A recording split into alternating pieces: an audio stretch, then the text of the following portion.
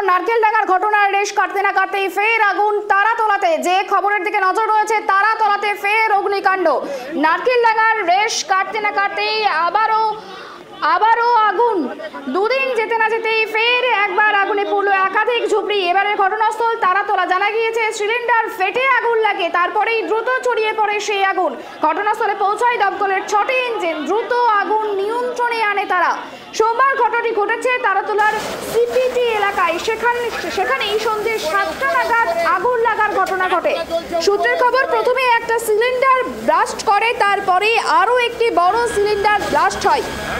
আগুন ছড়িয়ে পড়ে পুরো বস্তিতে। জানা গিয়েছে 40টা ঝুপড়ি পুড়ে ছাই। ঠিক কিভাবে ঘটনা ঘটেছিল জানবো।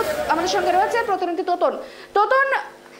আবারও অগ্নিকাণ্ড, এবার ঘটনাস্থল তারাতলা, ঠিক কি জানা যাচ্ছে? দেখো, তোমাকে জানিয়ে রাখি, একেবারেই যে খবরটা রয়েছে নারকেলডাঙ্গার পরেই তারাতলা সিপিসি কলোনি, যেখানে সন্ধ্যে 7টার সময় আগুন লাগে। একটি গ্যাস সিলিন্ডার ব্লাস্ট করে, এমনটাই খবর আছে যে রান্না করার সময় সিলিন্ডারটা ব্লাস্ট করে, তারপরেই একটা ঝুপড়িতে আগুন লেগে যায়। সেই ঝুপড়ির আগুন থেকে পরপর বেশ কয়েকটি ঝুপড়িতে আগুন লাগে। বস্তিতে প্রায় 40টা ঝুপড়ি পুড়ে ছাই হয়ে গেছে এই আগুন লাগার ঘটনাস্থলে দমকলের প্রথমে 2টি ইঞ্জিন আসে, পরে আরো 4টি আসে। দমকলের 6টি ইঞ্জিন ঘটনাস্থলে আসে এবং এসে আগুন নেভায়।